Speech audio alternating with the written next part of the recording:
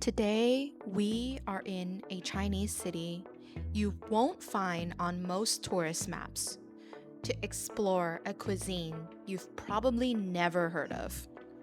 A cuisine that was historically dismissed as unrefined poor man's food, but has thousands of years of history. A fusion of northern and southern Chinese techniques, bold and robust flavors, and a global presence.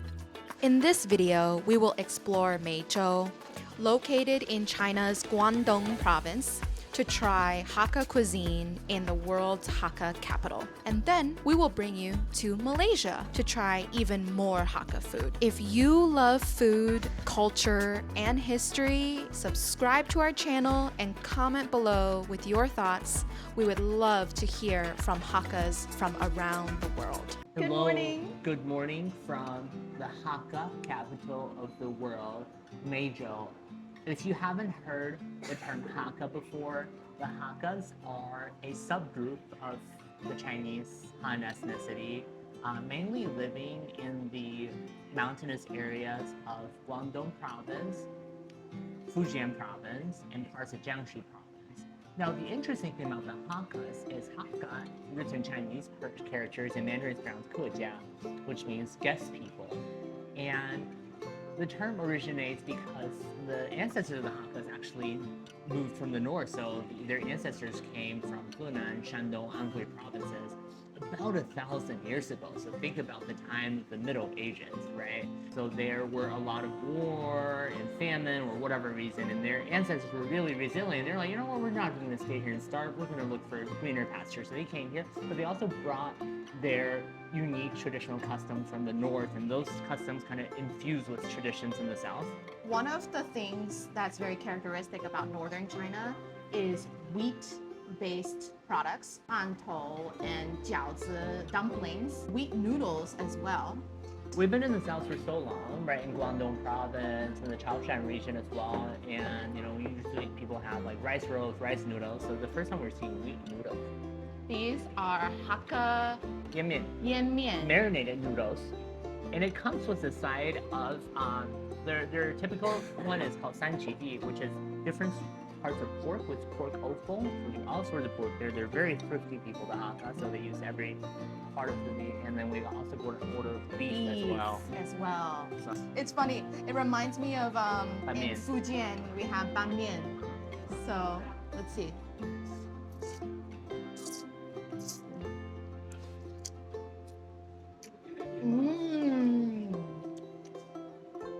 Well, the lard makes a difference.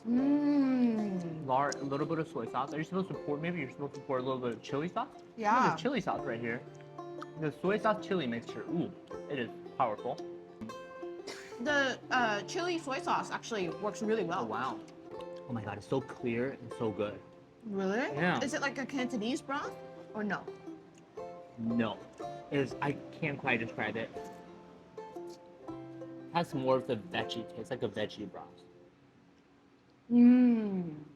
But yeah, the noodles are very chewy. Very chewy, yeah. Very chewy, very nice. Ooh. Very gingery. Yeah. Very gingery. It's very Very hearty. aromatic. The broth is very hearty. Very hearty. Yeah. The noodles, you know what they reminded me of? I just thought about it. They kind of remind me of ramen noodles.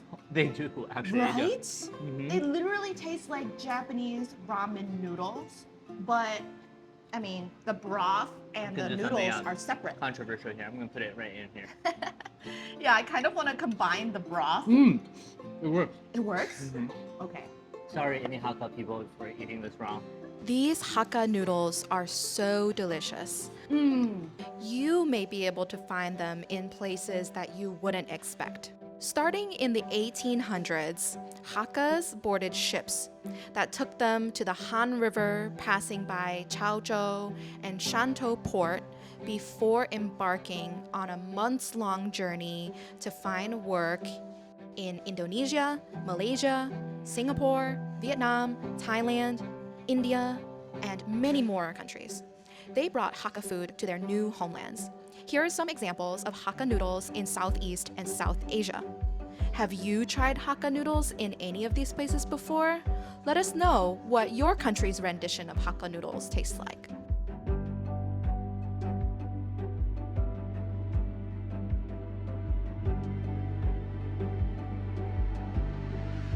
What else do the Hakka people eat? Let's hit the streets of Meizhou to find out. Good morning. We're out here on a really local street getting breakfast, and we found this 笋板饺. So ban is anything wrapped, the boss told us, in Hakka culture. And this is like a little sweet potato flour. It's kind of like glutinous, filled with bamboo. We're gonna give this a try. It's like wrapped like a little dumpling. Oh my god, it's so good. But inside there's wood ear mushrooms, there's bamboo.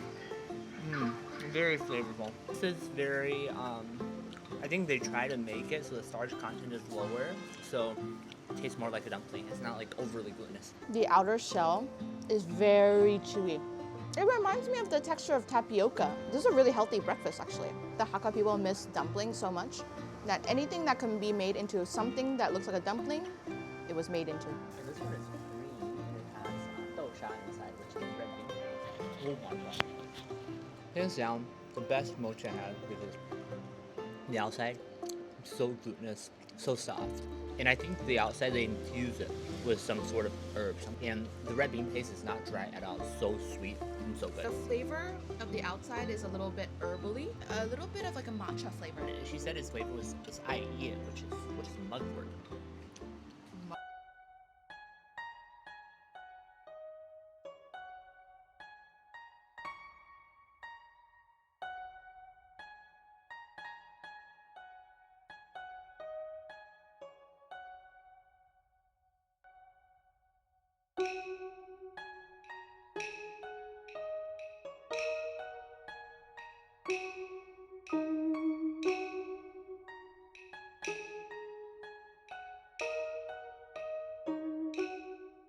Hello from the border town between Guangdong and Fujian. Hakka specialty that we really want to show you, egg dumplings. And the reason they have egg dumplings is because wheat was a shortage in the south, right? It just doesn't grow here, but the Hakkas who migrated from the north miss their dumplings, so they use sheets of egg as a skim wrapper for dumplings. It's filled with meat, very flavorful. And it's this like base in this broth that, you know, is very, very umami. Egg skin soaks up the broth. Yes. This is a very high protein dish. They are farmers, they grow their own food. They're out in the fields all day long, and they need something that's high protein to keep them full. Totally. Now the Hakkas are very simple people, and Hakka cuisine is characterized by using very simple ingredients and making it taste very hearty and very good.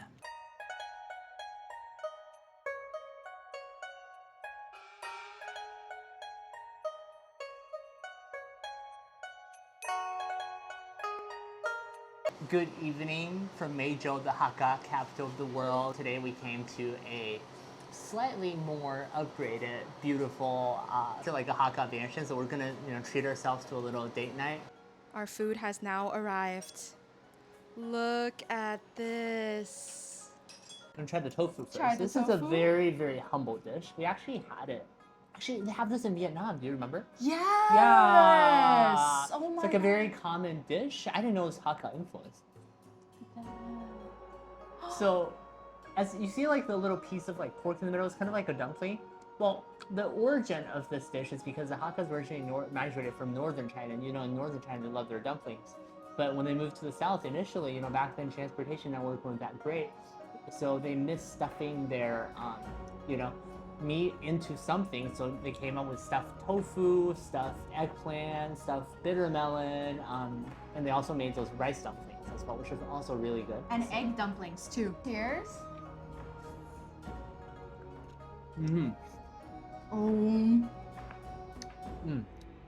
My goodness. Wow. Tofu's crispy on the outside, super soft on the inside, and Yeah. the crisp kind of absorbs all the flavor. The tofu, it tastes like it's so soft. It kind of tastes like on the inside it's like silken. Very silken. No. Yeah. Did a very good job with the tofu. That's probably the best stuffed tofu we've ever had. I gotta say, yeah. Would you agree? Yes. Yeah. Mm-hmm. I think what's great about tofu that dumplings with a flour wheat wrapping do not have is the tofu is like a sponge. It absorbs like all the flavor. Plus, it's very high protein. So you don't get the food coma afterwards. Very healthy, very full in protein. That is true. All right, we're gonna try the Meizhou The Meizhou扣肉. You know, this was actually one of my favorite childhood dishes. You know, I'm not Hakka myself, but my grandpa would take me to a restaurant and order this, so I really loved it. It's pork belly. So you guys had this in Shandong?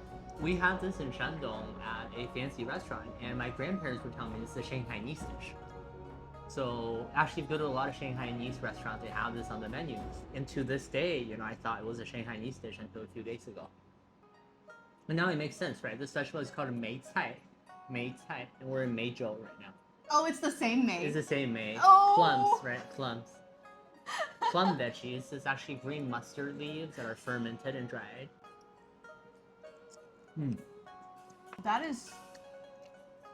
I'm actually speechless. That is quite good. The flavor profile is perfect. How you know this dish is good is it's called fatty and not fatty. Like it's 肥而不腻 in Chinese. I think the Meicai actually has that effect. Mm-hmm. The Meicai cuts through the fat. Oh yeah, but it also has this kind of this umami flavor. Mm-hmm. So just the Meicai itself soaks up all the flavors in the dish. And you can honestly, I can just eat Meicai and rice. Yeah. That's what the Hakka people probably did. Do you have something in your life you can compare it to? Do you think you could compare it to collard greens when you get barbecue? Oh my god. Yeah. Yeah. Collard greens. Or collard greens. Similar texture, Yeah. different flavor profile. Yeah. You know what people eat collard greens with in the South, in the US? Barbecue. Whenever you eat something fatty, you need some like palate cleanser, like coleslaw, right? On that Exactly. salad. Two pieces. It's quite fatty, Yeah. if you look at it. It's quite fatty. So I think the mustard greens, the Meicai, is really needed. Meicai. yeah. Dish. What is this vegetable? Let's learn more about it from a local Hakka man. 这个就是客家特产啊，客家特产啊，就是客家特产。那当时为什么喜欢吃这个梅干菜呢？它也没有菜的时候啊，这个还可以吃。啊，没有菜的时候。他们呢，带过哎，下南洋。这个下南洋去的。下南洋。下南洋。哦。这可以存放很久时间。可以放多久啊？3年2年。3年2年，哇，都可以放。都没问题。对呀，您家里有没有华侨？就是有华侨啊，有华侨啊，有华侨啊，哇，在印度尼西亚啊，我的亲戚在马来西亚的。It was really interesting learning today about the Hakka people in the Hakkaculture Museum. What were some of your biggest takeaways from that museum? What I didn't really know is the different waves of migration. You know, you got the first wave, they went from Henan, right? Present-day Henan to Anhui, and then to Hubei, and all the way down through Jiangxi, right? You know, it took a while for them to arrive in Guangdong and Fujian province. And then from there, they migrated to Taiwan. 15% of Taiwanese population. We're not talking about the population that went there after the nationalist Nazi economy after 1949. We're talking about like in the 16th century when the Ming Dynasty fell, right? A whole bunch of Hakka people migrated to Taiwan. And to this day, 15% of the Taiwanese, the original population, not the Aborigines, but the original Han population is Hakka. Crazy. Yeah. Yeah, mostly in the Tainan region, which is in the southern Taiwan region. I can't wait to try Hakka food in Taiwan now. Yeah. We tried Hakka food in Malaysia, here. One of the dishes that we were hoping to try here in Meizhou or somewhere nearby was a dish that we had in Malaysia in Ipoh called Lei Cha. So they take tea, grind up the tea. With vegetables. The ground tea makes a soup and you pour it on top of a bed of chopped up green beans, chopped up peanuts, other chopped up greens. It's an endangered dish. It's really hard to find. We were asking local people here about a recommendation for a restaurant where we could try it, but it's hard. They're looking like they were crazy. It's like, oh, Lei Cha, damn, that's a very old tradition. I don't know. I've never had it. If you open a Lei Cha shop here, he said people will go out of business, which is crazy because in Malaysia, in Ipoh, you can find it. You can find quite a few Hakka restaurants. They're doing that Hakkaculture revival. Yeah. Lei Cha also might be regional because I was looking at a map and I see like Jiangxi, so near Jiangxi, right? The Jiangxi, like kind of the border between the Teochew region and the Hakka region, has a lot of Lei Cha restaurants. Oh. So it might be a regional thing. It might be that group of people migrated to Malaysia.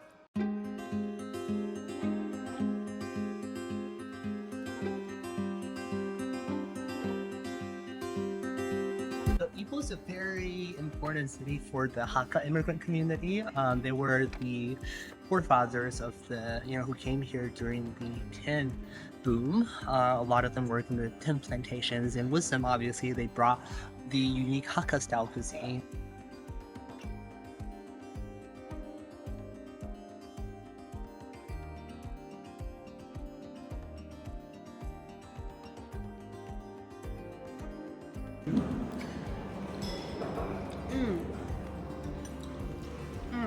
Oh, so good. Now I'm wondering, can you find this dish in other parts of Southeast Asia? I'm here. Ooh. Cilantro and a bunch of mint and what is Aito? I don't know. I don't know all those like herbs in Chinese actually. Another dish that we were recommended is this one right here. The little pieces of yam are shaped like abacus beads. And they say if you eat this, you're good at math. It's a very old Chinese predecessor calculator. to a calculator. You can calculate so fast, actually. But it's so good. The yam has been pounded and Into like a- shaped into a disc, and it's chewy. It's like niangao. It's chewy. It reminds me of the texture of like niang. Really delicious. Like it's savory and stir fried, and I feel like there's pieces of like dried Fried onion? fried onions, but also like dried fish. We hope that you loved our Hakka food adventures. Stay tuned for our upcoming videos about the Hakka tulos and overseas Hakka history. Subscribe to our channel and comment below with your thoughts. We would love to hear from Hakkas from around the world.